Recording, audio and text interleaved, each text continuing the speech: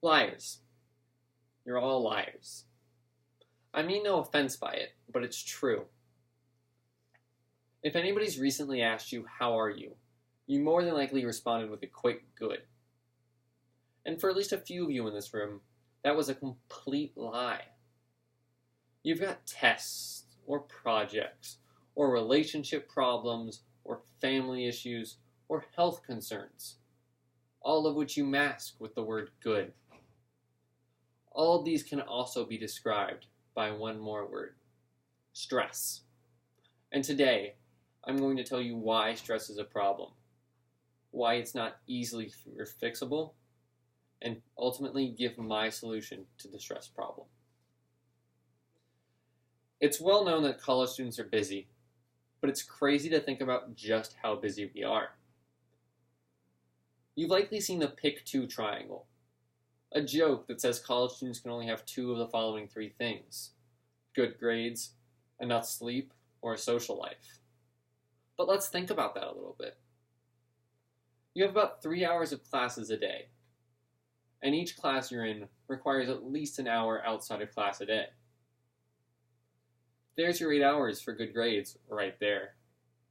If you want 8 hours of sleep, there goes another 8 hours.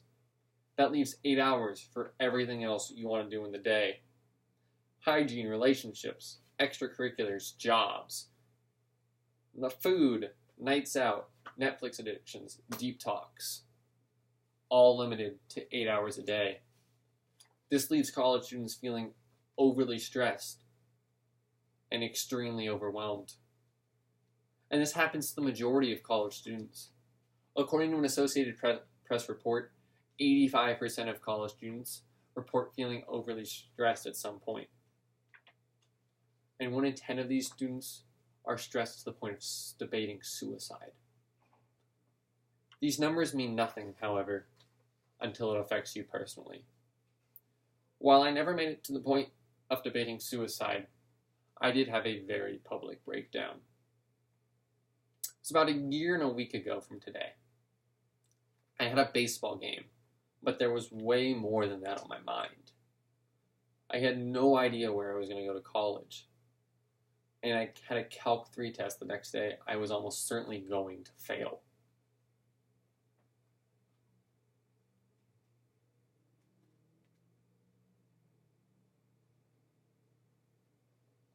I was nearing a breaking point. No, everybody wanted to know what I was going to do with the rest of my life, but I didn't know what I wanted for breakfast the next morning.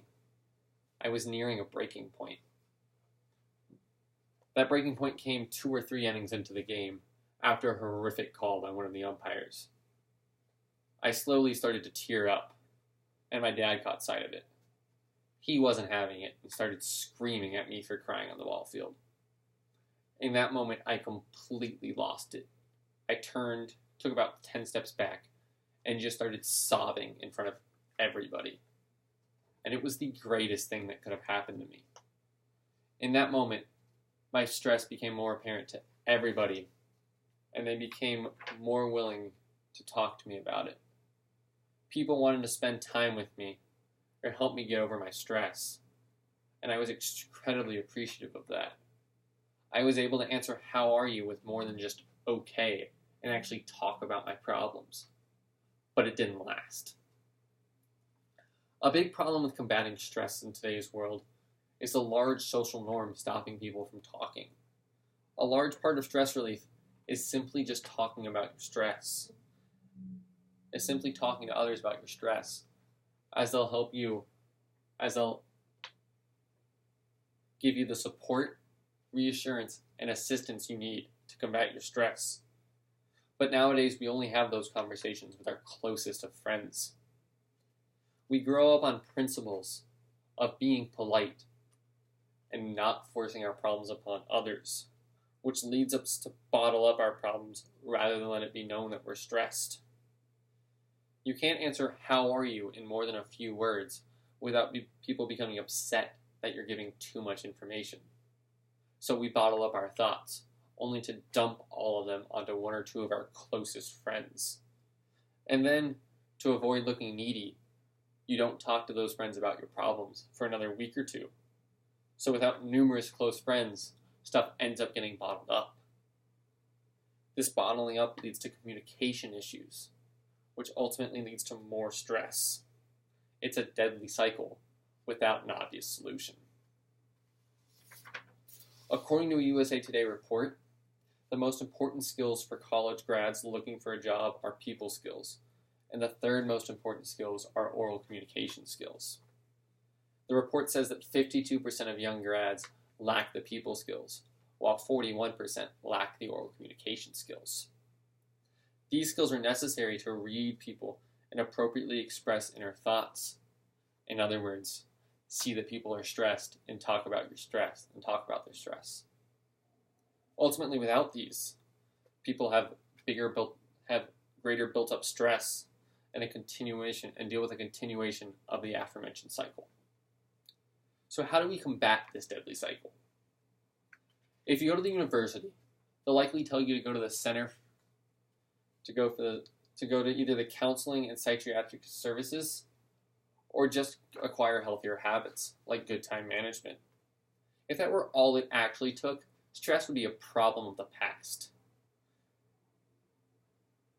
It's going to take something much simpler, yet much more grandiose, to actually solve this problem. We need to break a social norm. We need to be open. We need to be willing. We need to change from a tendency to bottle up to a tendency to share. We need to be willing to discuss our problems and to listen to others. Just freely discussing our problems prevents us from having the bottling up and improves our communication skills, helping counter the stress cycle.